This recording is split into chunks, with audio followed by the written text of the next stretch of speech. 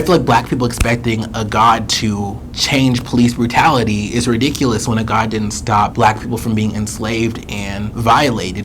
Could somebody please make it make sense?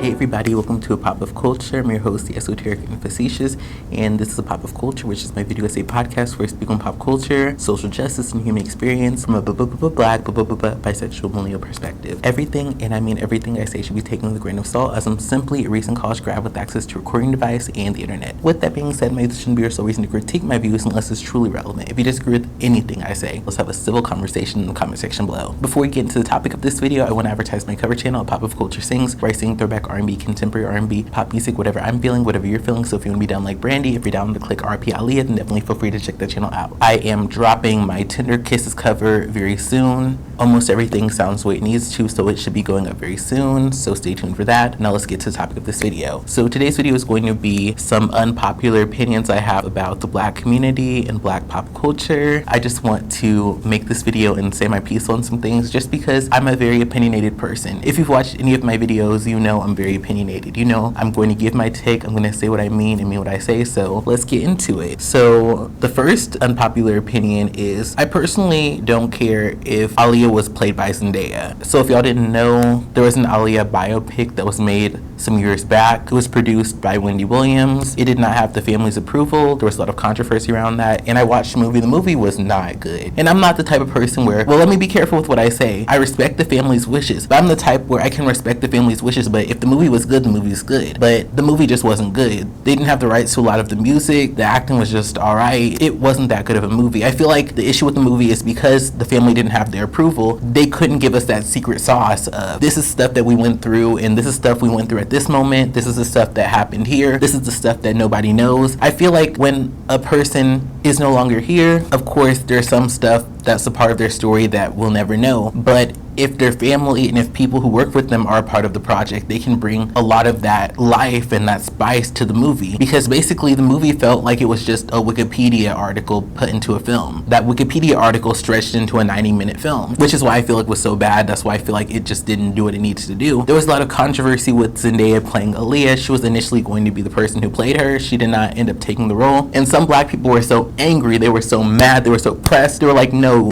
this cannot happen. And for me, I personally don't care, because my thing is this: Aaliyah was a lighter black woman, and Zendaya, of course, Zendaya is biracial, but she is lighter skinned. I feel like for me, and this is just an opinion, I feel like Aaliyah is somebody who could have passed as biracial. I wouldn't be surprised if she was biracial. Obviously, her parents are both black, but both of her parents, her brother, they're all lighter skinned. So I don't see why it's that big of a deal that a lighter skinned biracial person would play a lighter skinned black person. Now here's my thing, I'll be very clear with this. I do take issue when it's a historic black American leader played by someone who's not black American, like a black British actor playing Martin Luther King or Coretta Scott or Rosa Parks, just because I feel like black Americans should play those iconic black American roles. But when it comes to the whole Zendaya Aaliyah conversation, I don't really feel the same way, because I feel like somebody like Zendaya could very easily be just as inspired by Aaliyah as a monoracial lighter skinned black woman. Like, I just don't see the big difference in lighter skinned monoracial black woman or lighter skinned biracial black woman playing Aaliyah if they resemble her enough and they do a good job with the acting. I wouldn't have been upset with it, and I don't feel like it would be as big of a deal as the whole Zoe Saldana playing Nina Simone. When you're taking a lighter skinned person and putting them in this makeup and these prosthetics for them to play a darker skinned person, like, no, we're not doing that. I'm not cool with that. But I personally just don't see the big deal between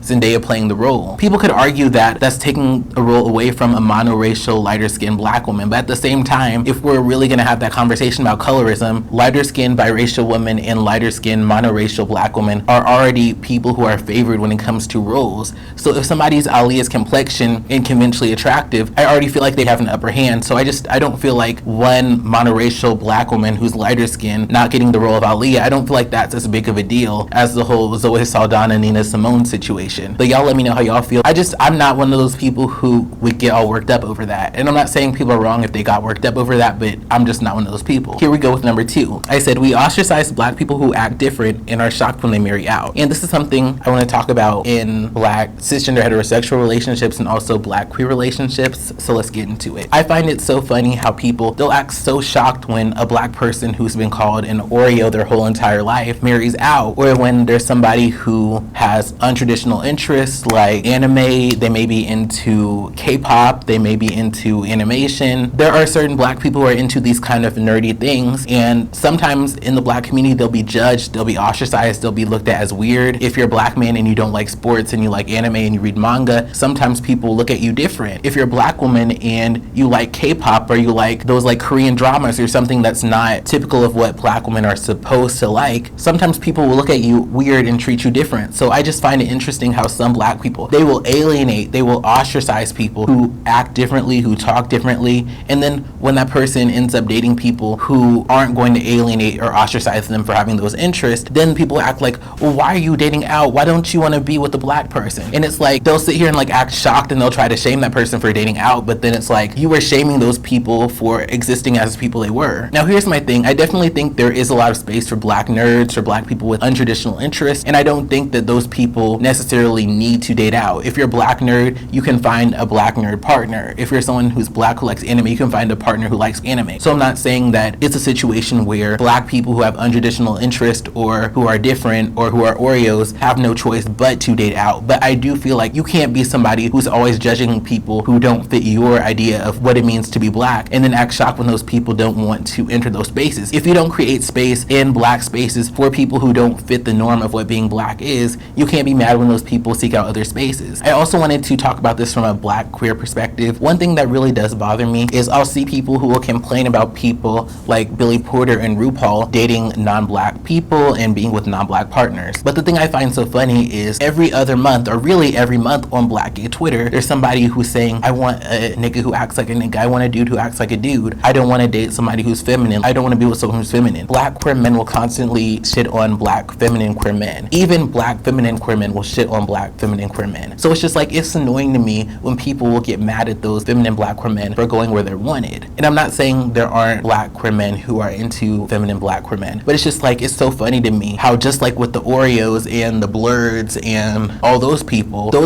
will get shamed and ostracized and alienated, but then the second they go where they feel they're wanted, then it becomes, well, why don't you want to be around us? But it's like, are you making space for Black people who don't act like you? And that's something I feel like some Black people really do need to think about. And I'm somebody who loves pop culture, so I have to kind of check myself too and say, like, do I interact with Black people, like whether it be in the workplace, whether it be at school, whether it be at the gym or wherever I'm at, whatever public space I'm in? Do I interact with Black people who don't have the same interest as me? Do I like keep space for Black people who may like things that are different than me? Or do I only interact with Black people who like pop culture, who like music, who like R&B music, who like singing? And there's nothing wrong with me interacting with people who have the same interests as me, but I think the thing about it is we all make sure we include people who don't just fit what we like. And even for me as a Black atheist, sometimes I really do feel ostracized from some Black people because I feel like they don't go out of their way to make people who are not Christian feel welcome. And of course, I as a person who's an atheist can also try to take up space in a way that's not threatening, but in a way as to, I belong in a Black space, so I'm going to take part in Black culture and Black events and gatherings, even though I'm not Christian and even though I may not fit every stereotype of what a Black person or Black man is supposed to be. My point here is just,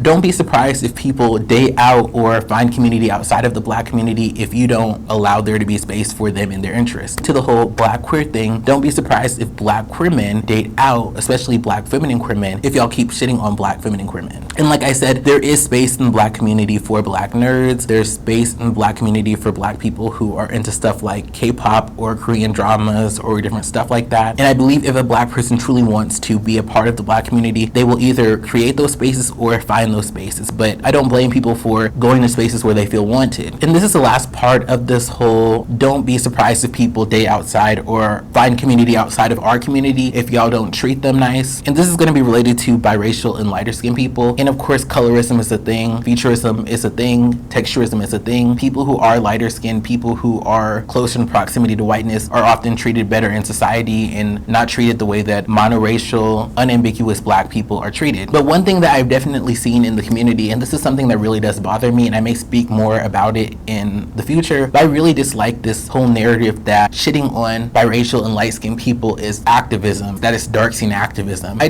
don't believe that. I don't believe that calling light-skinned women mediocre, putting down light-skinned women or biracial women, I don't think that that builds dark-skinned women up. It's not this scale where if we push down lighter-skinned women, that lifts up dark-skinned women. Pushing down anybody who's a part of our community is not bringing us any further. When it comes to conversations about colorism and texturism, I do feel like some of these people who call themselves activists, who call themselves dark-skinned activists, I do feel like sometimes some of these people, I do feel like there is this concerted effort to push out biracial people and to push out people who are lighter-skinned or who don't have unambiguous black features, and I don't like it. I feel like for me personally, I'm one of those people where if you're a monoracial black person or if you're someone who has one black parent, I consider you a part of my community. Now, like I said, I do think that biracial people do get better treatment in a lot of ways, but at the same time, I do feel like biracial people are a part of the black community, and biracial people contribute to black culture. Biracial people like Alicia Keys, Mariah Carey, they have contributed to black music, to black culture, and that's something that cannot be erased. So I'm not here for people trying to ostracize or push out biracial or lighter skinned people, because they are a part of the community. They're just as much a part of the community as unambiguous, dark-skinned, monoracial black people. And some people may not like that I'm saying that, but that's how I feel. And that's not erasing colorism or different stuff like that, but at the same time, I just really hate how people will try to push them out, push them out, push them out. It's this like self-fulfilling prophecy,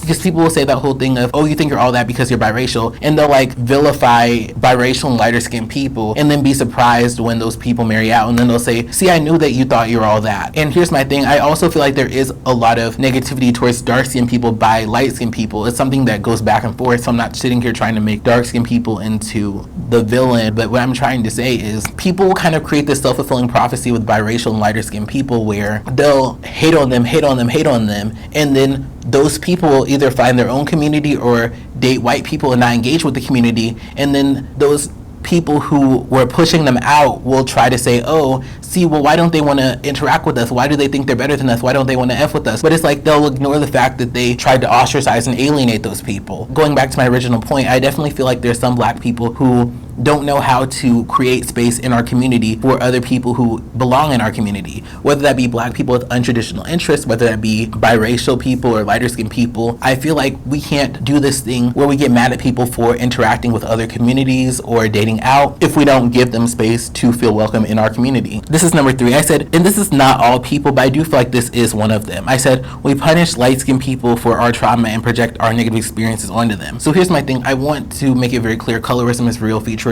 is real, texturism is real, and people who are lighter skinned, people who are closer in proximity to whiteness, they do benefit from being people who don't appear to be unambiguous black people. But one of the issues I've seen, and this is something I see a lot with a lot of those colorism activist channels on YouTube, I definitely see some people who they've been hurt by a lighter skinned person saying something colorist to them at a young age, and they will project that pain and hurt onto lighter skinned people who've literally done nothing to them. And this is something I find very interesting, because people will come for like a lighter skinned influencer who's literally like never said anything problematic or colorist and imply that that person thinks they're better than dark skinned women. And it's just weird to me, because it's just like that person who is lighter skinned, who's never said anything colorist, they're not the person who hurt you all those years ago. I don't think it's right for people to project those feelings of pain on people who've never done anything to them. If a light skinned person has said something colorist to you, they deserve to be called out, they deserve to be held accountable. But I don't think it's fair for people to take that pain that they've experienced from other people and then project that onto people who've done nothing to them, because I feel like that's just creating more of a divide in the black community, the overall black community, that I feel includes people who are biracial or who do not have unambiguous black features.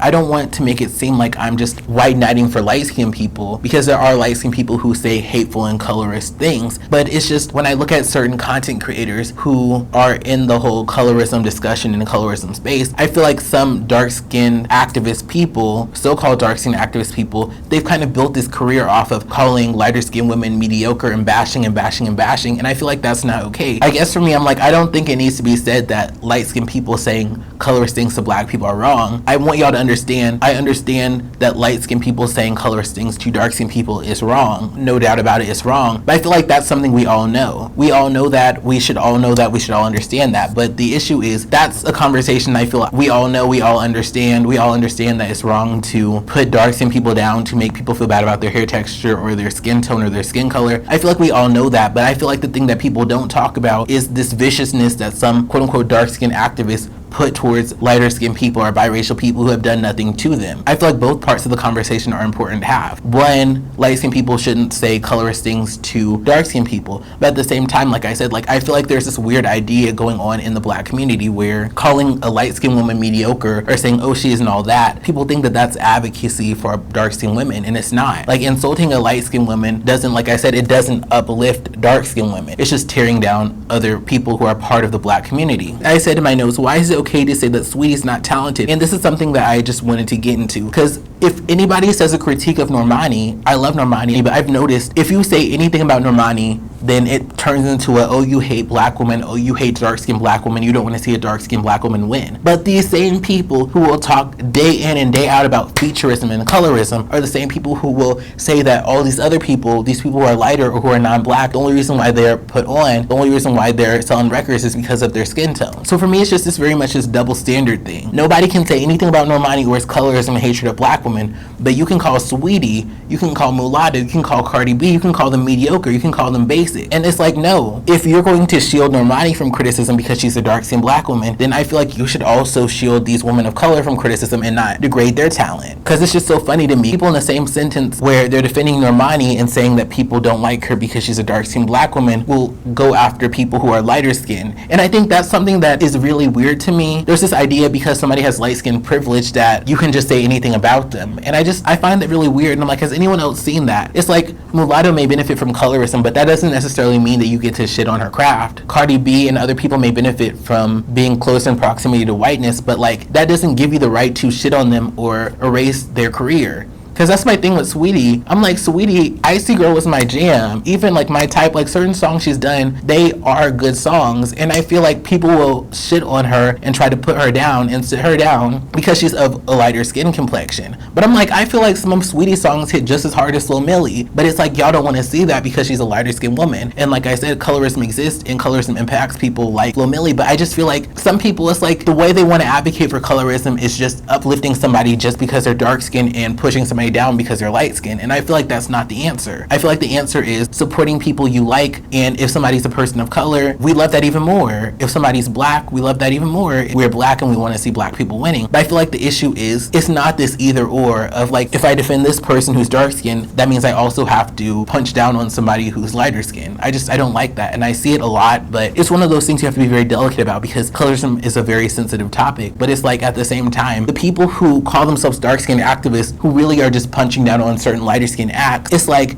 they don't hold back any punches when they go for Mulatto. Then if you call them out, then they try to shield themselves by claiming that anybody who's critical of what they're saying hates dark-skinned people or hates black women, which isn't the truth. I want people to be able to like the acts they like the music that they like, and I want this whole dark-skinned activism that's really just bashing light-skinned women to stop so we can actually advocate for dark-skinned people in a real and meaningful way. And this is another thing too, and this kind of goes into that whole conversation, but I've really been seeing people who are trying to completely ostracize biracial people from the black community and say, you're not a part of our community. And I find that so stupid, because it's like, if what makes me black is me having two monoracial black parents, then doesn't it logically follow if someone has a monoracial black parent, then they are also a part of the community that that parent brought them into by creating them? I personally feel like some people have a lot of hurt due to colorism and anti-blackness and all of the isms, and I feel like they're trying to take that pain out on biracial people who have done nothing to them, and that's why we're having these conversations where people are like, oh, well, you're biracial, you're not a part of our community. It makes no sense to me because people will say things like, oh, biracial people need to form their own communities. And for me, that never made sense to me, because I'm just like, if you're a biracial person, let's say you're white and black, you have a white parent and a black parent, you have a side of your family that is black, you have a side of your family that's white. So it makes no sense to say biracial people need to form their own communities, because biracial people are usually from two distinct racial groups, like two parents with distinct racial backgrounds. Why do they need to form a community with other biracial individuals instead of having a community with their respective black and white communities? A lot of biracial people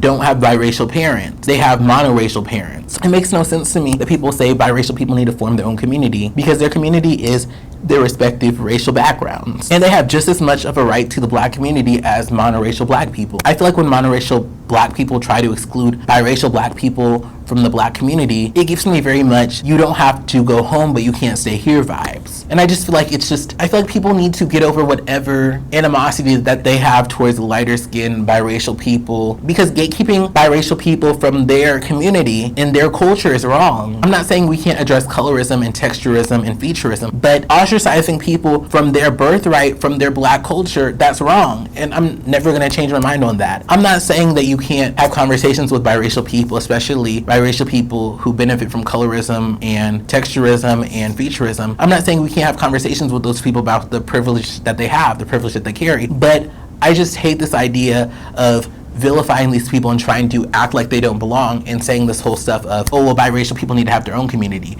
Their communities are the communities of their parents. It makes no sense to tell them to create their own communities when a lot of biracial people are children of people from distinct racial groups. You're telling me somebody like Mariah Carey as a child, she can't interact with her own culture as a biracial person. She has to interact with other people who are biracial. You do realize how much that shrinks her potential community and the people she's allowed to connect with? She can't connect with people who look like her own family, like her own father. She has to connect with this smaller group of people who are all biracial people. I don't think there's any issue with biracial people creating their own communities and creating their own space, but I just feel like some people who are monoracial black, unambiguous monoracial black, I feel like they have issues in trauma relating to colorism, and they try to mitigate those traumas that they felt because of colorism by ostracizing lighter skinned people, lighter skinned biracial people, and I don't like it. I feel like we as a community need to get to the place where we can call out colorism, we can call out texturism, we can call out featureism without trying to ostracize people who have light skin privilege or who have biracial privilege or different stuff like that. I feel like we should try to unify as a community, and I think that some people are trying to unify as a community by ostracizing certain people, and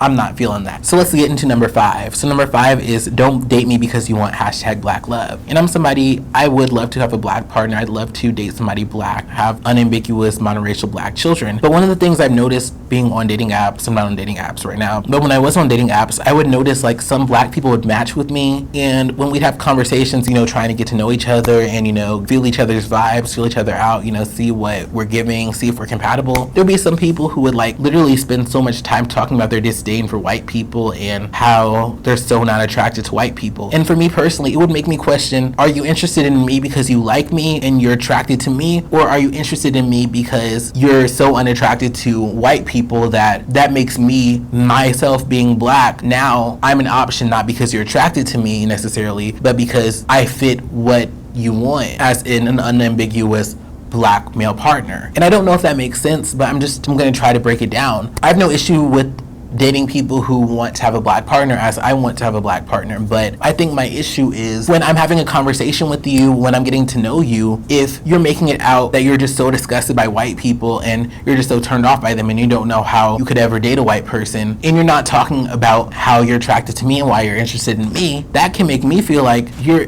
wanting to date me so you can have this Nubian #black love, #black queer love if it's, another guy. I feel like when people focus so much on their disinterest in white people or non-black people, it makes me feel like I got selected because I fit that archetype of I'm an unambiguous black man, not because you actually have that much interest in me as a person. One thing I also wanted to state, and this is my next opinion, number 6, I said black women aren't innocent victims and perpetuate homophobia, biphobia, and transphobia, but want to be defended. So I was watching a video by Fab Socialism, Tiana. I love her channel. We stand Fab Socialism over here. But one of the things that she talked about in her videos, and I'll insert the clip, is this idea of innocence. And she was basically trying to say that we're all causing harm. None of us are innocent. We're all people who perpetuate harm in this life and in relation to other people. And she was saying basically if we are going to exist in activist spaces and unpack things and try to move forward and progress, we have to all shed this idea of us as being innocent and us as being people who don't cause harm or perpetuate problematic things. Okay, so now we're going to specifically get to the innocence part.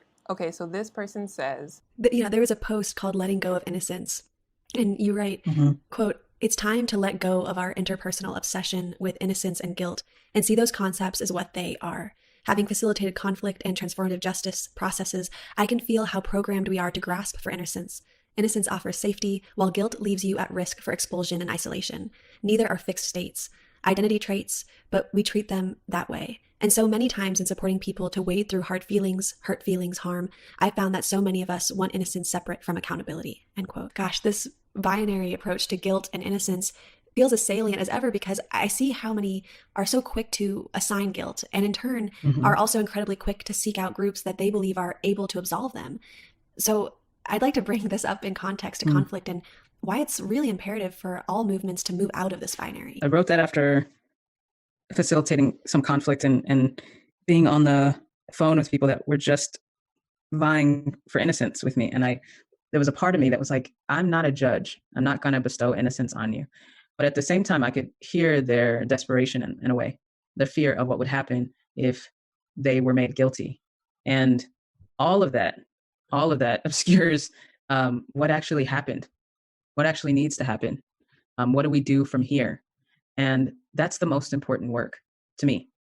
That's where things really change, where things really transform, is when we get down to that. But if we are afraid, if we're afraid to say, if we're afraid to reflect, then we don't ever get to that work. And I think that's what the judicial system has really trained us into, that we have to vie for our innocence or else.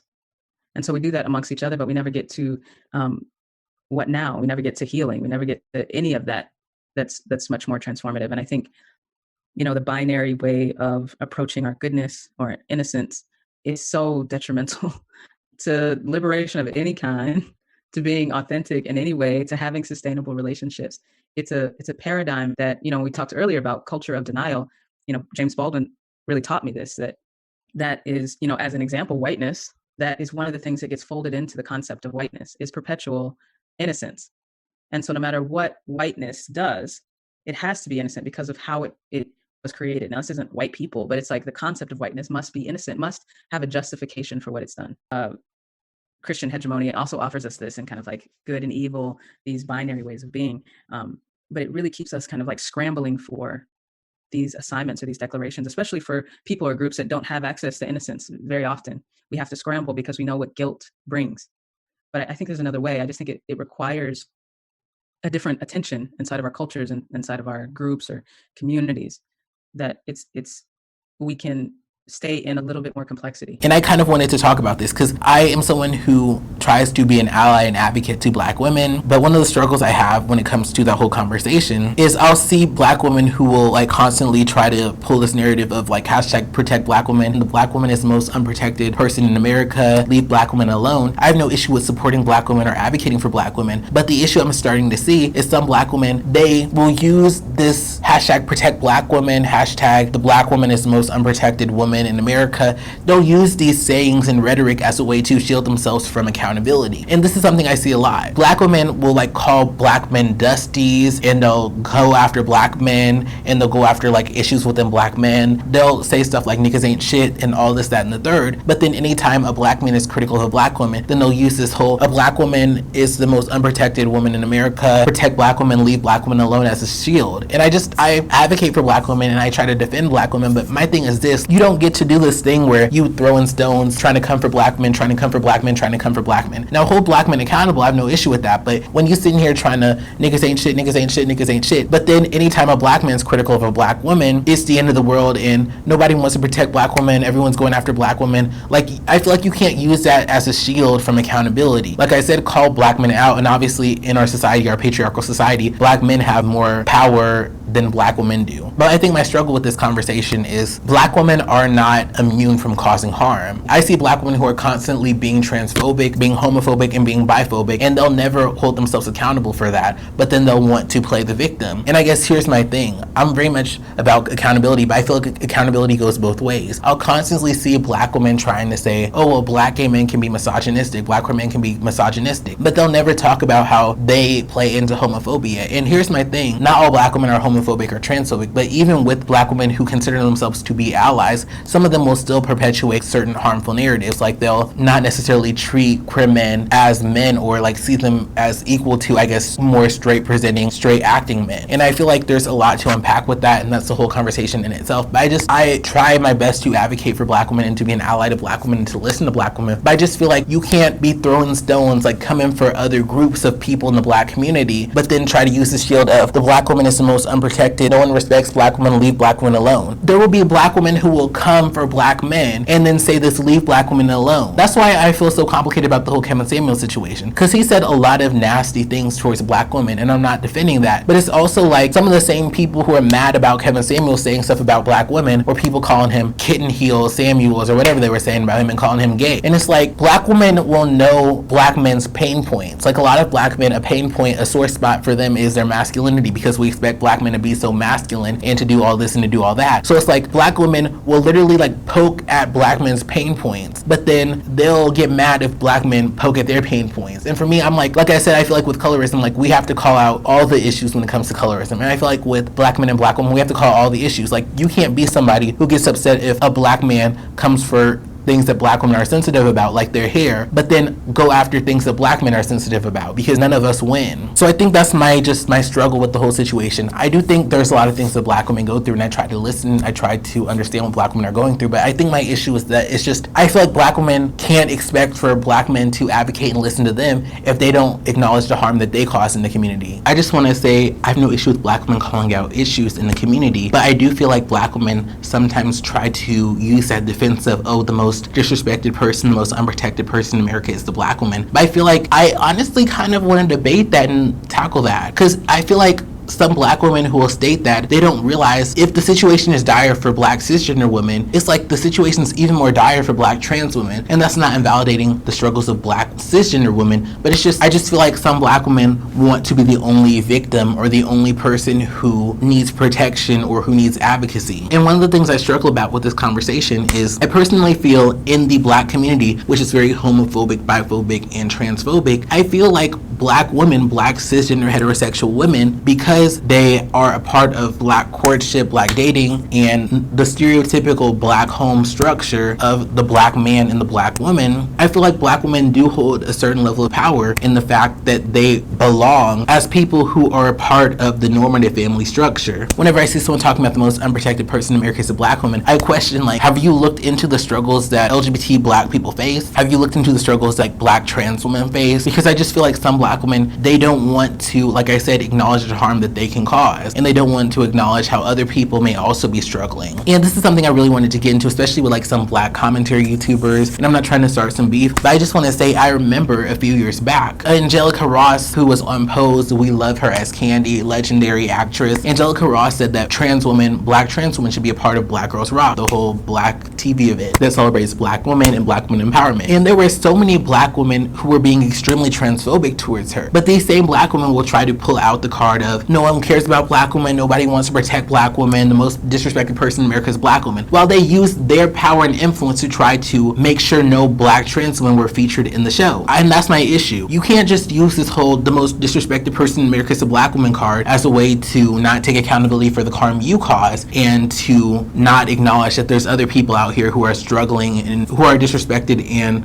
oppressed in similar ways. So now let's go to the next one. I said anti-blackness, divesting, and vilifying black men. I've been introduced to the whole divesting thing because I was going to do a video where I was going to watch a week of videos from a certain creator, and I saw they were using that divesting terminology a lot, so I had to look into it. And I realized there are some people out there who they are into divesting. What divesting is basically this idea of black men are trash, black men ain't gonna change, Blaquistan is a hot damn mess, so I'm gonna get myself a good non-black man and I'm not gonna have to deal with all this that y'all are going through. I'm moving on to bigger and better.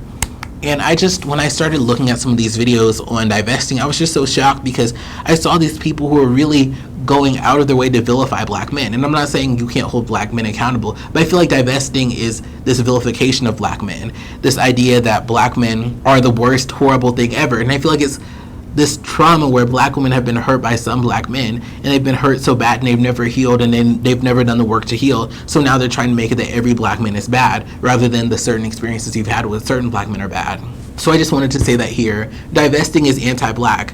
Dating interracially isn't anti-black, but if the reason why you're dating interracially is because you've built up this narrative that all black men are bad or all black women are bad, then you need to heal from your trauma. 7, I talked on this a little bit more, but I kind of want to call out this whole dichotomy of niggas ain't shit, dudes are bums, they're dusties, raise your standards. Like, there's this whole kind of crew on YouTube that will bash black men and call them bums and dusties and constantly tell women to raise their standards.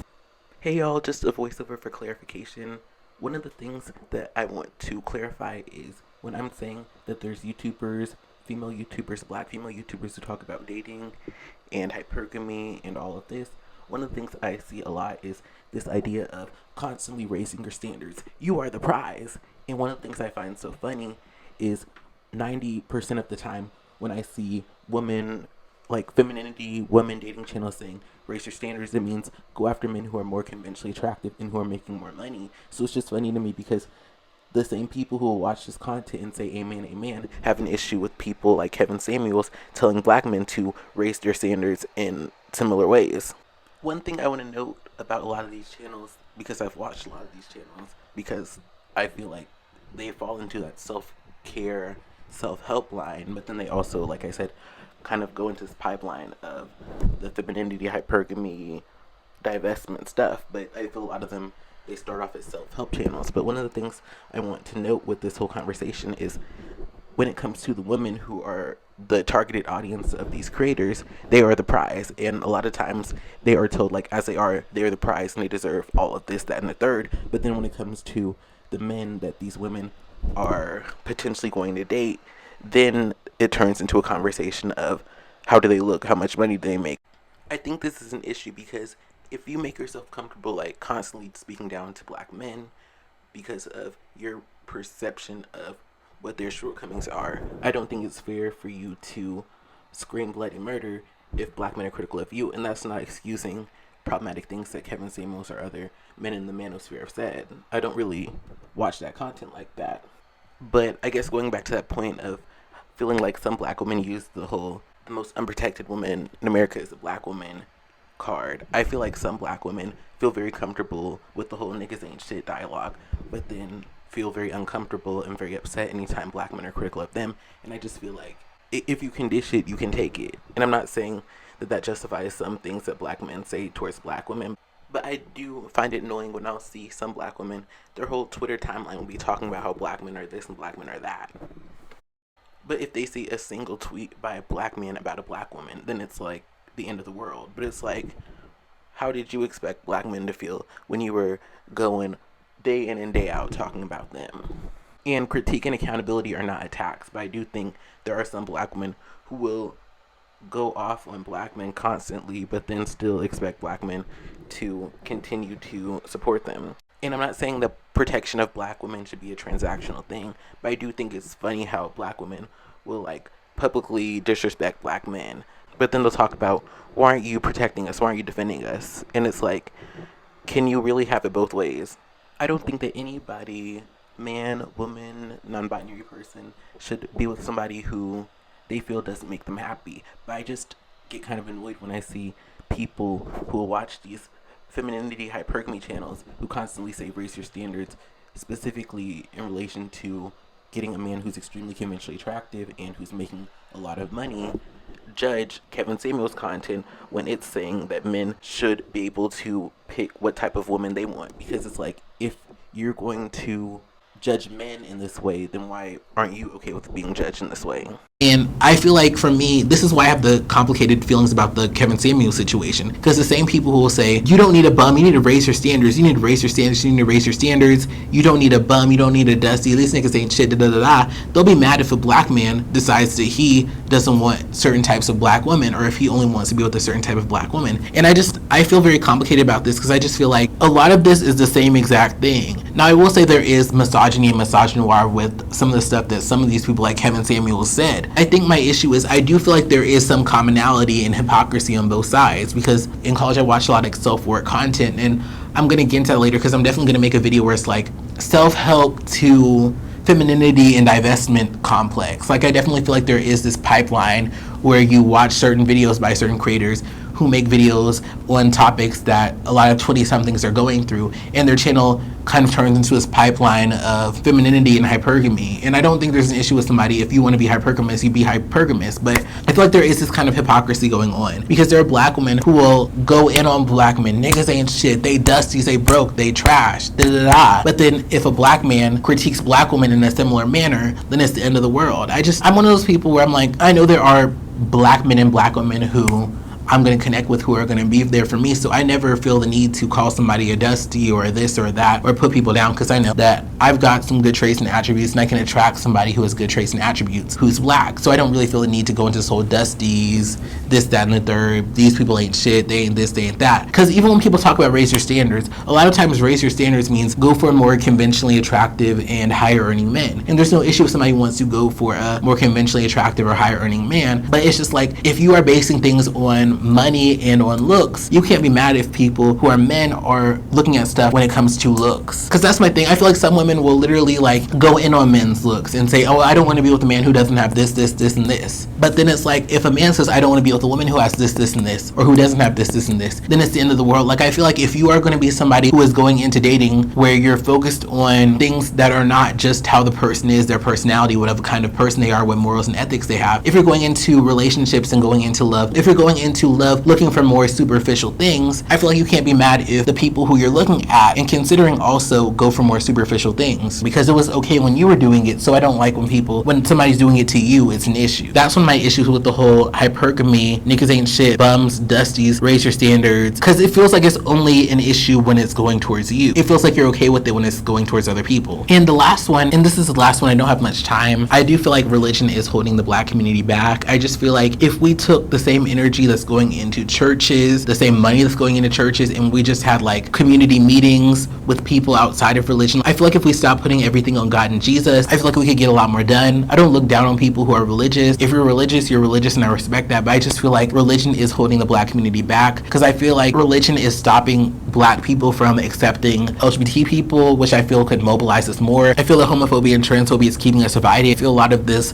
hope of Jesus coming and changing things, Jesus implementing things and changing things, I feel like it's keeping us from doing what we need to do. And of course, black people have been active in trying to change things and advocate for things, but I just feel like if we let go of this God that was taught to us in a lot of ways for people who are black American, who are descendants of American chattel slavery, I just feel like if we let that God go, I feel like we could be so much better off. But I'll probably get into that more in a later video. I feel like that's always been the case. We do stuff, but I feel like we'll attribute God to it. We'll still do it, and that's why it gets done. But I just feel like if most black people didn't believe in a God, then we would even more rely on ourselves and rely on our actions rather than hoping for a God to change things. I feel like black people expecting a God to change police brutality is ridiculous when a God didn't stop black people from being enslaved and violated. But of course, different people have different views of God. Some people believe that God is all powerful. Some people believe that everything has a reason and there was a reason for certain stuff. Now, I feel like that is kind of an ugly thing to say, because it's like the struggling of those slaves, it had a reason, it had a justifiable reason. I don't think so, but we can get into that in the comments. But let me know how y'all feel. A lot of thoughts, a lot of talking. Thanks so much for watching. Have a wonderful day. Love y'all. Bye bye. Thanks for watching. Like this video if you like this video. Let me know if you agree or disagree with the points I made in the comments below. If you enjoyed this content, definitely like, comment, subscribe, and share. That way, even if YouTube isn't pushing my content, those who resonate with it are sharing it so it can connect with others who would enjoy it. Those Those are some easy, free ways to support a pop of culture. If you want to support this show financially, feel free to send a tip to my Cash App or buy me a cup of coffee. Both are linked below. All who donate will be featured in the credits of my long-form commentary and cover videos. There are 2 playlists that are going to pop up, one where you can binge watch my covers and one where you can binge watch my commentary. Enjoy. Bye-bye.